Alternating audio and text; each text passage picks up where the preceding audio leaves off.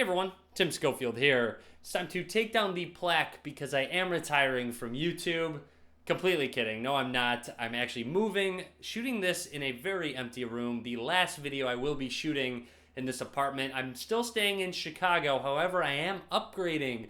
I will be getting a 2-bedroom apartment, so I will have a completely separate office space to shoot videos from here on out. So with the final video in this apartment, I would like to revisit the Google Pixel 2 XL now that it has the Android 9 Pie update. So this will be kind of a 2-in-1 video where I'll talk about my experience with the Pixel 2 XL and also my opinion and review of Android 9 Pie.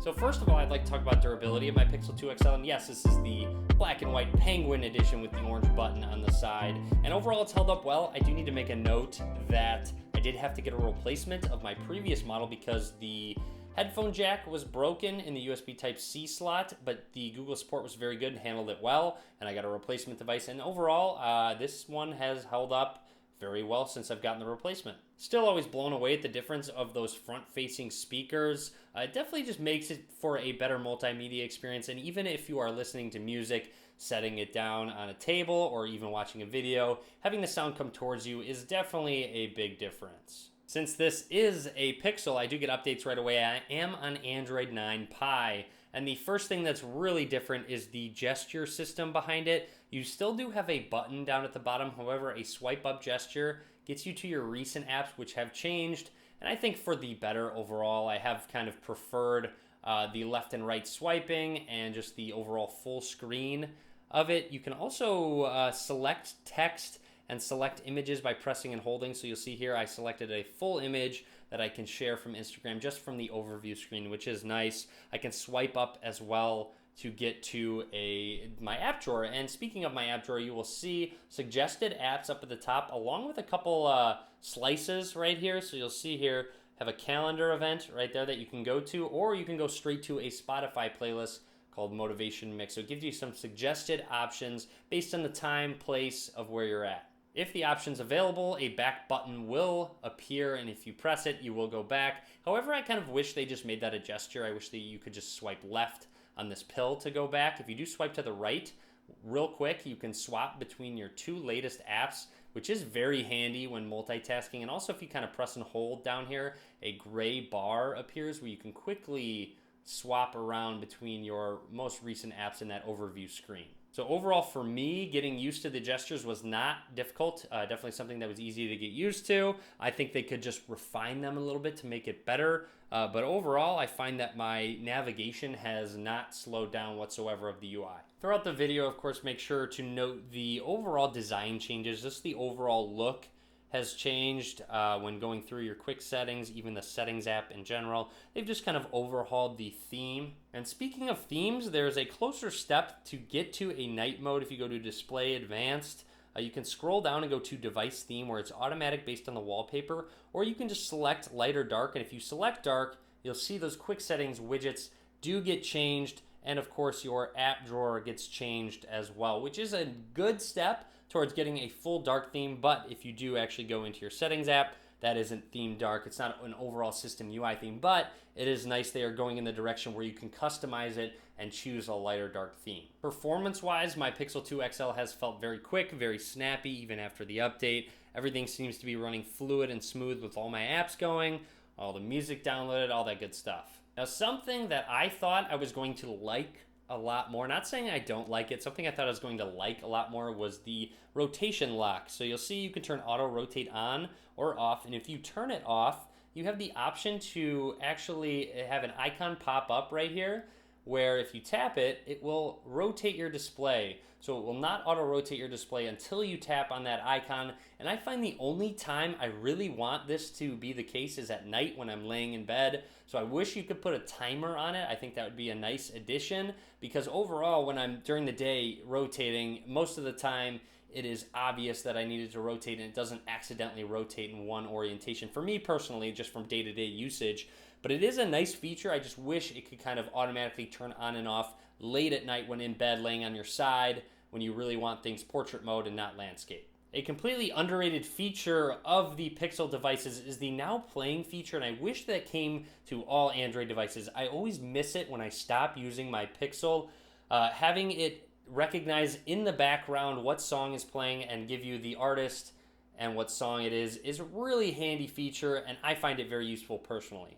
Volume and Do Not Disturb get a little bit more complicated. When you use the volume rockers, it actually will switch your media volume by default, not your ringer volume. You can switch between mute, ring, and vibrate just by tapping that icon. And then of course you can quickly jump into settings to go into all of your settings if you'd like to change your call volume and all that good stuff. Now speaking of Do Not Disturb, that got an update as well. We can really customize your Do Not Disturb sound and vibration, specific notifications if you want them, no sounds, no visuals, you can customize it.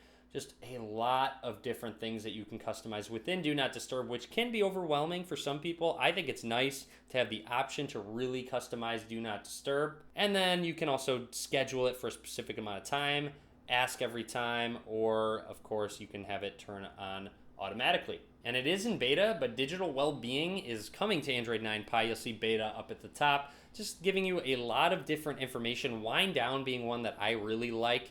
It's an option where you can schedule it. It turns things grayscale.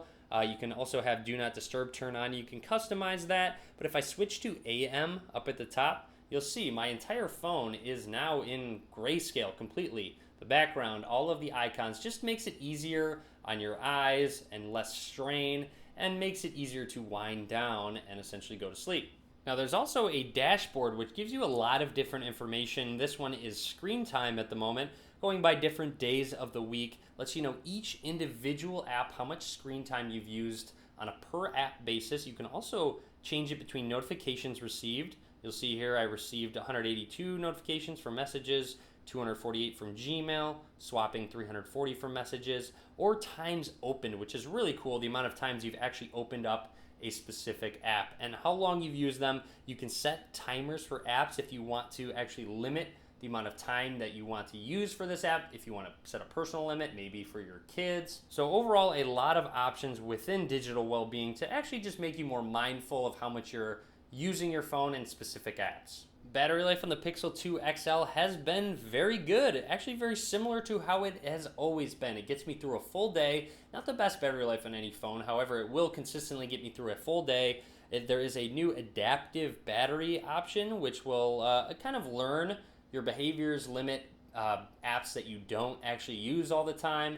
And I find that over time, I haven't seen a big difference in battery life one way or another, but battery life has always been consistently good on my Pixel 2 XL, so that has been fine for me. There's also a really cool feature called adaptive brightness, which I have been a big fan of. It seems to be working just fine. It forces you to want to change your brightness slider at least for about a week, and then I find that after that amount of time, it starts to learn how bright you actually want it in specific lighting scenarios. So there's a lot of bright light going on right now, so it knows I'm going to want it a bit brighter, but if I were to turn it down all the way, it might say, okay, maybe he wants it more dim in these bright light scenarios, so it will start to dim it on its own. Very nice, and learns really well. Finally, the last thing I'd like to cover is the notifications, and for some reason they decide to stop your notifications after 4 right here, and I really wish they would change that to just fill up the entire top bar, maybe a little bit further, which of course does go well for phones with notches to stop after 4, but this phone does not have a notch, so I don't necessarily need those notification icons in the upper left-hand corner to stop. So you'll see here that dot shows up when letting you know that there are further app notifications. So overall, that's about everything I wanted to cover on the Pixel 2 XL and Android 9 Pie. I've been enjoying the update overall. They've added some necessary improvements, and I'm pretty excited about all that is to come. And of course, the Pixel 3, which I should be doing coverage on soon enough, so be sure you click that subscribe button so you're notified. Here's that Android P just Easter egg screen that shows up. Pretty trippy from Google, but it is there. But overall, that would be my full video, revisited Pixel 2 XL and Android 9 Pie review, 2-in-1 for you guys. Hope you enjoyed it. Click that thumbs up if you did. Be sure to subscribe. And as always, guys, thank you very much for watching.